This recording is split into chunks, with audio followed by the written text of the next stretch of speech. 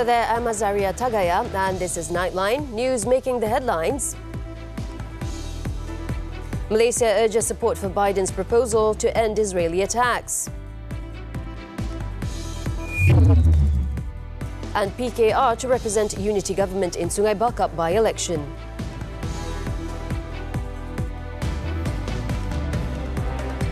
Prime Minister Datuk Seri Anwar Ibrahim has extended his highest congratulations to the Yang di-Pertuan Agong Sultan Ibrahim in conjunction with His Majesty's official birthday on Monday.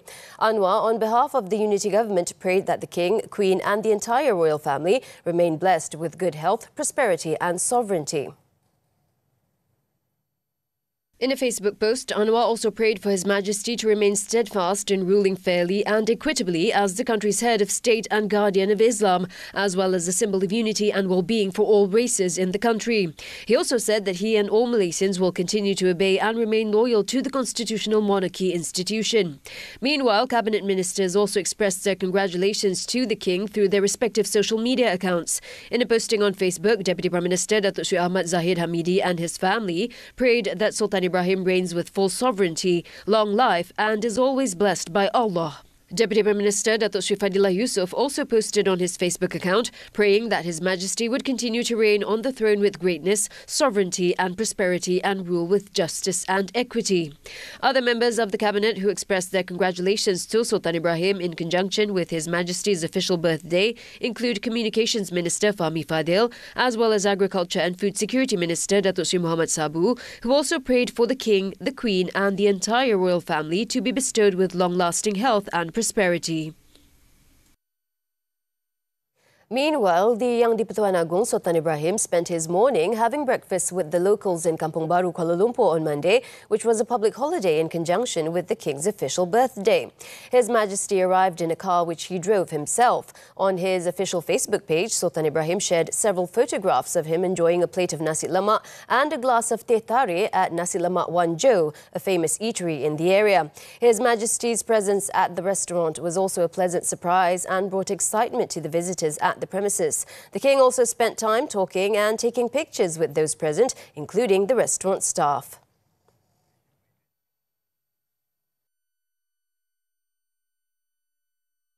Malaysia has called on the concerned parties to accept and work towards the full implementation of a recent proposal by United States President Joe Biden to end Israeli atrocities in Gaza. The Foreign Ministry in a statement on Monday said the proposal is the best way forward to end the ongoing catastrophe in Gaza and full withdrawal of Israeli forces from Palestinian territory.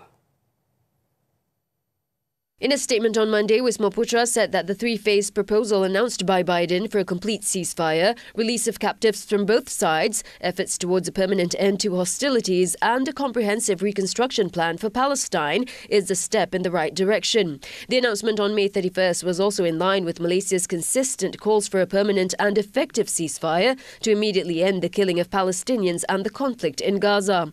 The statement further read that Malaysia also urged the international community to prioritise immediate and unimpeded humanitarian assistance to Palestinians and the reconstruction of Gaza. It also emphasized that Malaysia's steadfast support and full solidarity with the Palestinian people remain unwavering, including their right to self-determination and the creation of an independent and sovereign state of Palestine based on pre-1967 borders with East Jerusalem as its capital.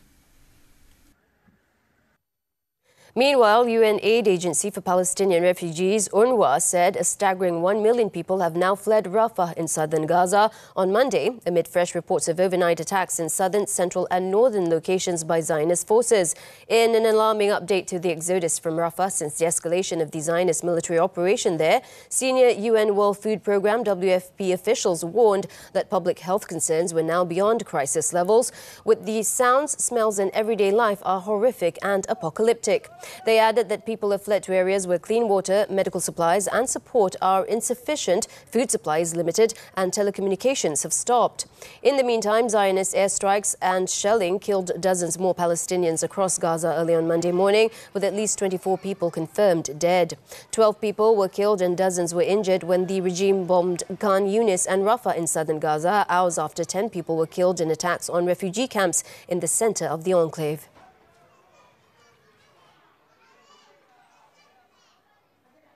The Pulau Pinang Unity Pact has agreed to field a candidate from PKR to contest the upcoming Sungai Bakap by-election. Chief Minister Chow Kon Yeow said the Pakatan Harapan and Barisan Nasional leaderships were unanimous in their decision for PKR to contest the state seat, which has been held by PKR representative for 3 terms. PKR sedia untuk menyahut mandat daripada Barisan Kepimpinan Perpaduan untuk memilih seorang calon bagi PRK Sungai Bakap ini.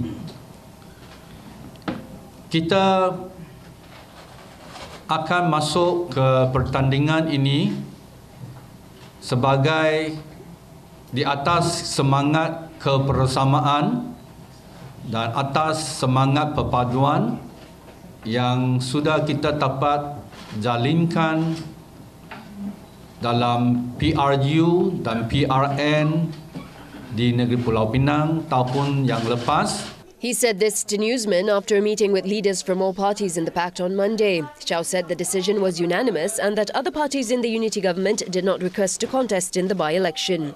Chow, who is State Pakatan Harapan chairman, also announced the appointment of Datuk Muhammad Abdul Hamid as the director of the Sungai Bakap by-election. He said 4 deputies would be named at a later date, representing all parties in the unity pact. Meanwhile, State PKR chief Nurul Izzah Anwar said the party had submitted the names of 5 potential candidates to the top leadership for a decision. Kita ada 5 nama dan di peringkat parti kita menantikan pemutusan ataupun keputusan akhir tingkat Biro Pol. The Election Commission is expected to announce the nomination and by-election dates on June 6th. The seat fell vacant following the death of its incumbent Nur Zamri Latif from PAS last month. Police on Monday summoned several more people to assist investigations in the murder probe of autistic child Zain Ryan Abdul Mateen.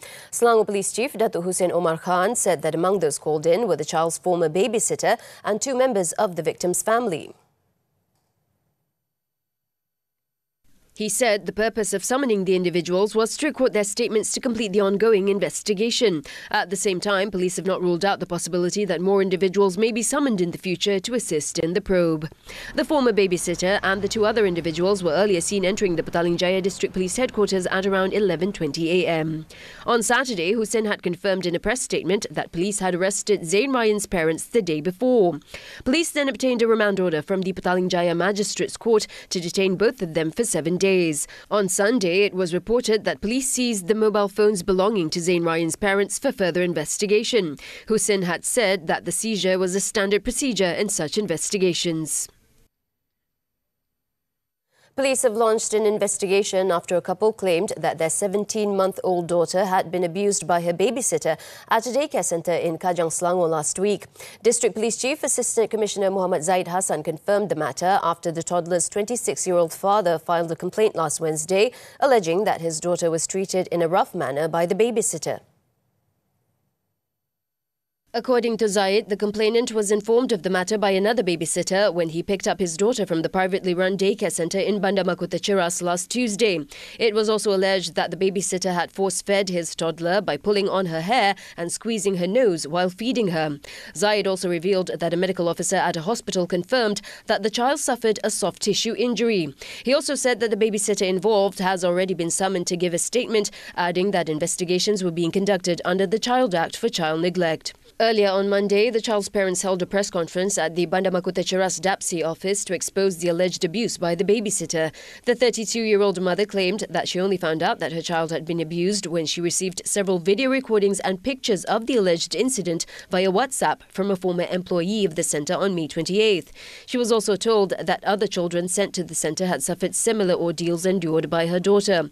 Authorities said the daycare centre had been operating for 3 years, but there were suspicions that it had yet to obtain an operating licence.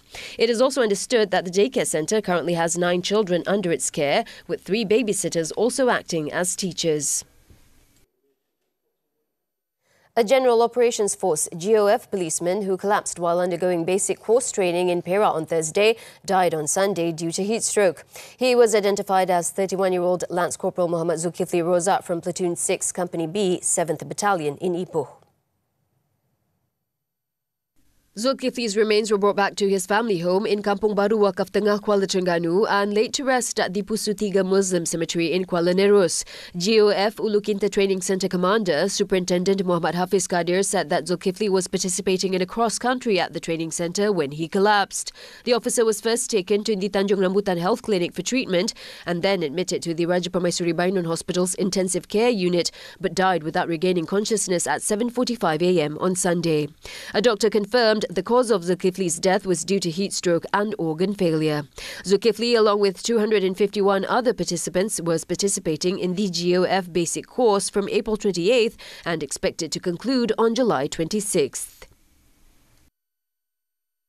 The process to obtain the necessary documents to bring home the body of Malaysian climber Zulkifli Yusof, who died after being stranded on Mount Denali in Alaska, will be carried out once the post-mortem has been completed. According to the Alpine Club Malaysia, the process of obtaining the required documentation will be done with the help of the Malaysian Consulate General in Los Angeles, as well as the insurance company involved. The body of the 37-year-old climber, currently in a hospital in Anchorage, had earlier been scheduled to undergo a post-mortem on Monday. In its latest update on Facebook, the Alpine Club Malaysia also said that another climber involved in the incident, Zainuddin Lot, is improving in health and has already been discharged from the hospital in Talkeetna on Sunday.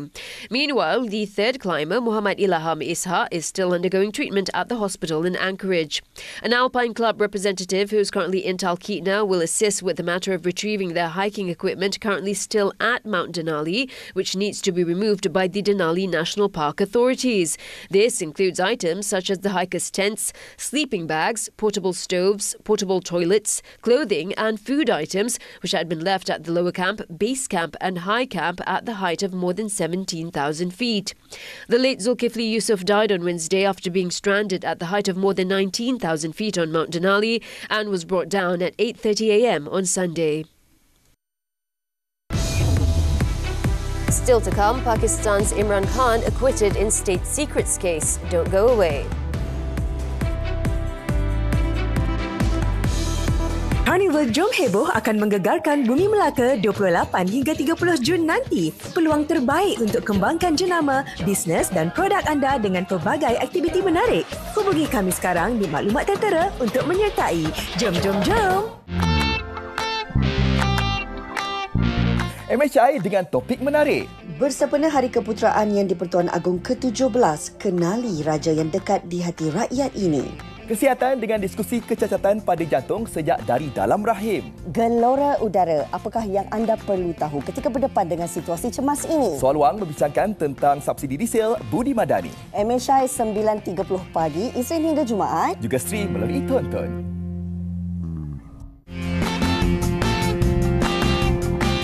Woi, tu apa tu?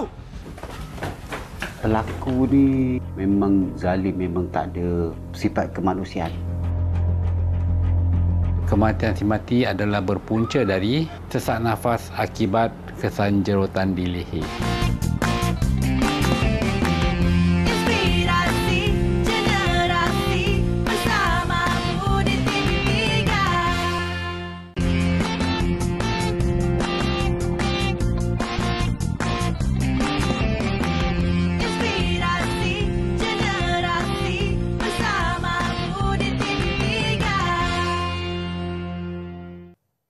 We're back with the foreign news. Claudia Sheinbaum was elected Mexico's first female president by a landslide on Sunday, making history in a country plagued by rampant criminal and gender-based violence. The National Electoral Institute announced after a quick count that the 61-year-old former Mexico City mayor and scientist by training won between 58.3% and 60.7% of votes. That was more than 30 percentage points ahead of a main opposition rival, Xochitl Zalvez, and some 50 percentage points ahead of the only man running, long-shot centrist Jorge Alvarez Maynez. The official results, however, will be announced on June 8th. Addressing thousands of supporters who gathered to celebrate her victory, Sheinbaum promised freedom of the press and a continuation of the social programs of her mentor and outgoing president Andrés Manuel López Obrador. Sunday's election was also historic for its sheer size, with more than 20,700 seats up for grabs from the municipal to the federal levels. South Korea's Presidential National Security Council (NSC) has decided to suspend the 2018 Inter-Korean Military Pact until mutual trust with North Korea is restored. This decision follows North Korea's recent incidents involving the launch of trash-carrying balloons into South Korea and after the NSC meeting led by Deputy Principal National Security Advisor Kim Tae-hyo, which highlighted that North Korea's actions have posed real harm and threats to South Korean citizens, while also negatively impacting the military's readiness.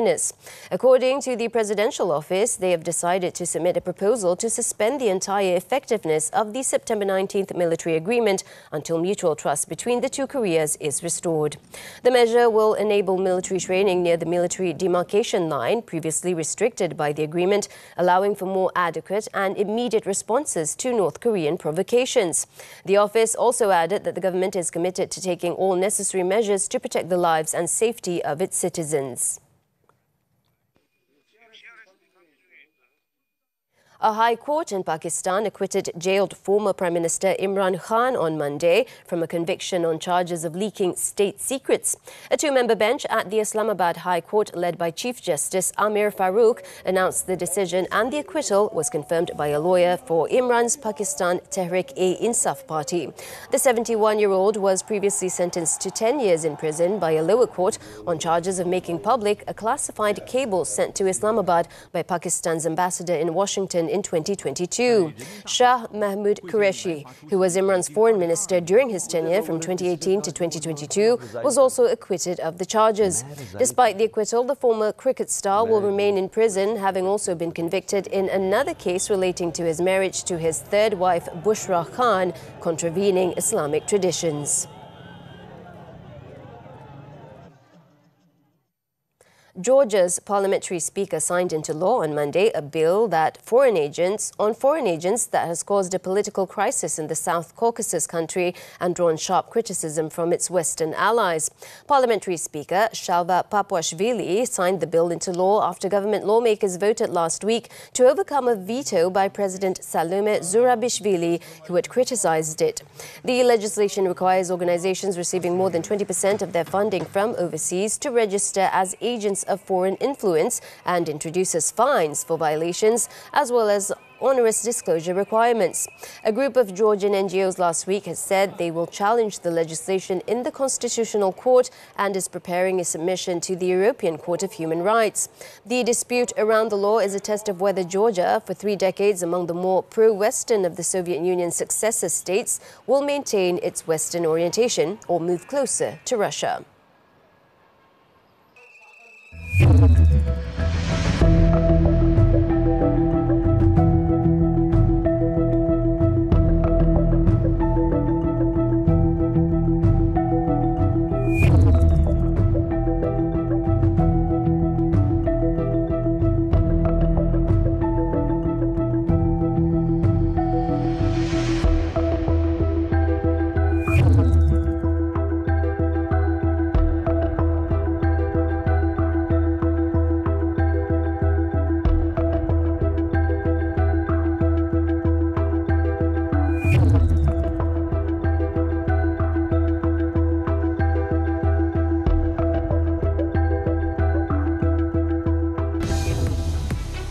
Alcaraz books Tsitsipas rematch in Roland Garros quarters. Sports right after this breather.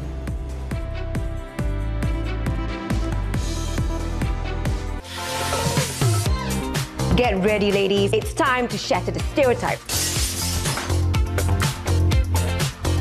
We talk career, health, finance, relationships, and everything in between. So grab your coffee cups and wear your sassiest smiles. This talk show is all about you. Catch Women Talk every Saturdays at 5 p.m. on TV3. Stream also on Tonton.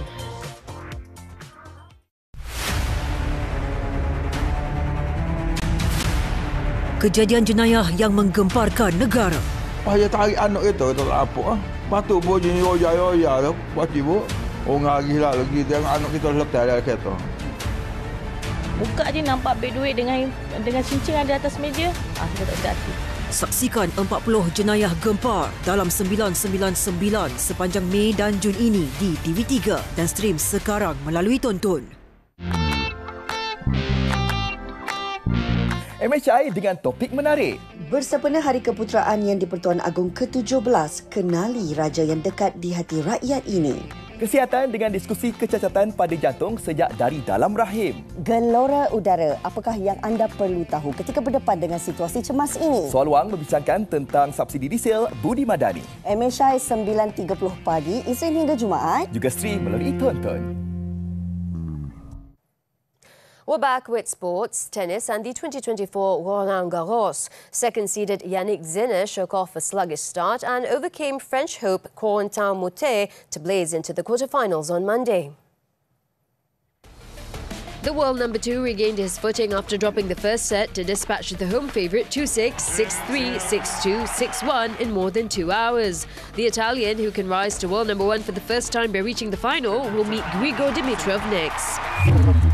In another match, Greek Stefanos Tsitsipas rallied from a set down to beat Italian Matteo Arnaldi 3-6, 7-6, 6-2, 6-2 in 3 hours and 11 minutes. His reward for the comeback is a quarter-final match against third-seeded Carlos Alcaraz Garcia.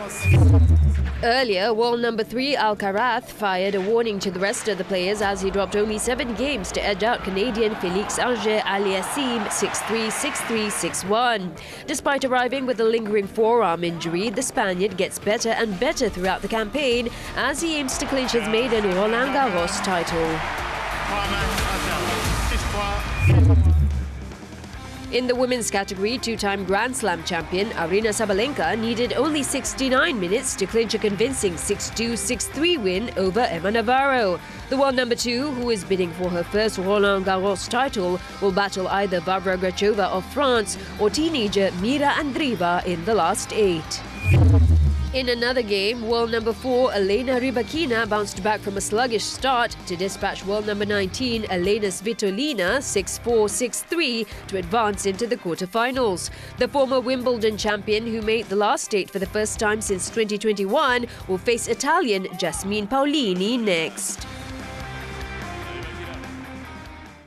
Moving on to motorsports, the 2024 MotoGP Italian Grand Prix. After winning the sprint event on Saturday, reigning champion Francesco Bagnaia scored to a triumphant victory at Mugello Circuit on Sunday, completing a perfect weekend.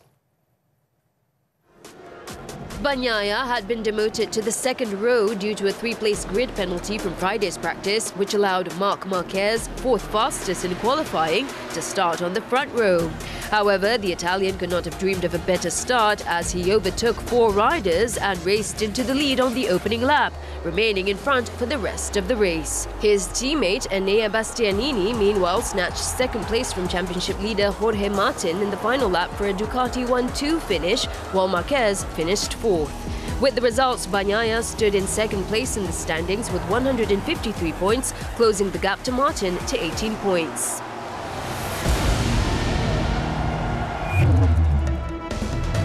Coming up, elderly woman killed in multi-car accident. Don't go away.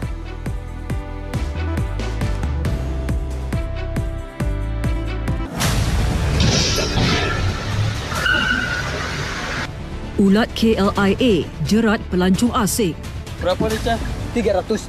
300. Pasang Tonto sekat pergerakan JPJ. Kalau ada JPJ, ada buat operasi. Ada yang beritahu katanya ada kawan kena. Kita tengoklah, lain kali kita ambil, lain tak kali kita lepaklah. Saksikan 999 Selasa jam 9 malam di TV3 dan stream sekarang melalui Tonton. Get ready, ladies. It's time to shatter the stereotype. We talk career, health, finance, relationships, and everything in between. So grab your coffee cups and wear your sassiest smiles. This talk show is all about you. Catch Women Talk every Saturdays at 5 p.m. on TV3. Stream also on Tonton. Wanita hari ini. Johor memang terkenal dengan pelbagai seni dan warisan. Kita ada lokasi menarik, tarian sapin dan juga makanan yang enak. Bersempena dengan ulang tahun TV3 yang ke-40, jom kita cuba menu dari selatan. Menu masak lemak cili api, kita ada asam pedas. 10,000 pelajar tidak mengambil SPM. Ramainya. Macam mana kita nak atasi perkara ni? Fatin, kalau orang tu dah hilang atau meninggal, bagaimana dengan hartanya? Siapa yang layak? Kita akan kupas hari Khamis nanti. Dalam perkahwinan ada je nak bergaduh. Biasalah, bersama-sama isteri. Semuanya di WHI TV3. Dan stream HD ditonton. Wanita hari ini. Back with us on Nightline with more local news. Now, in Negeri Sembilan, an elderly woman who was returning home from attending a Quran recital class was killed in an accident involving 3 cars in Rembau on Monday.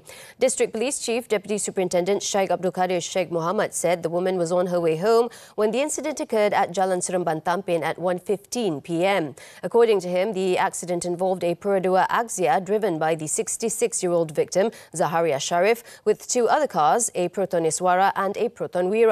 The victim, coming from the direction of Rembau towards Tampin, apparently lost control and swerved into the opposite lane before hitting the Iswara driven by a 49-year-old man. The other car, driven by a 22-year-old man, which was trailing the Iswara from the rear, then hit the woman's car on the left. The woman died at the scene with severe injuries to her body and head. The driver of the Wira was unhurt, while the driver of the Iswara received treatment at Rembau Hospital.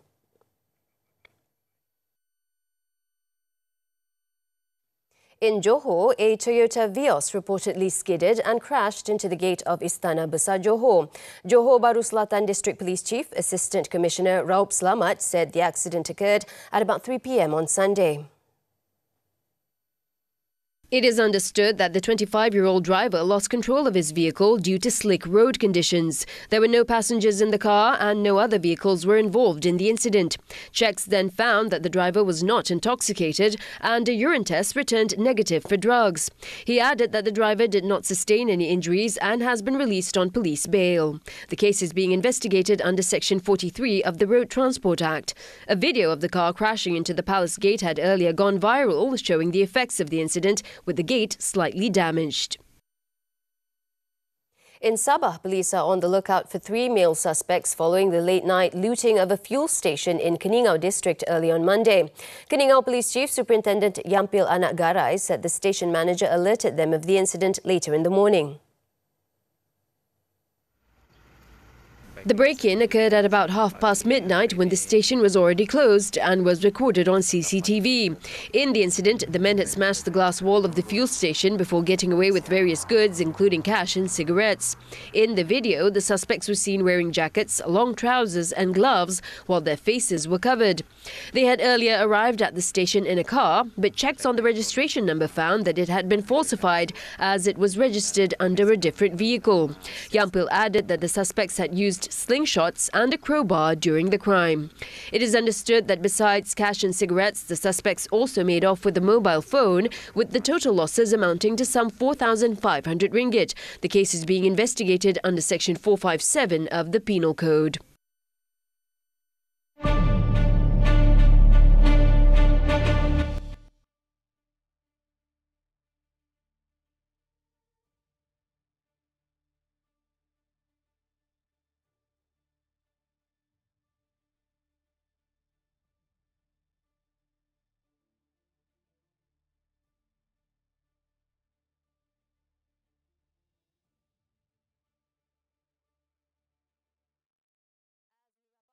This time around, let's take a look as around 100 competitors took to the chilly waters of a river running through a town in Kosovo on Sunday in a race on inner tubes of tractor tyres. I'm Azaria Tagaya. Thank you for watching and we'll see you next time.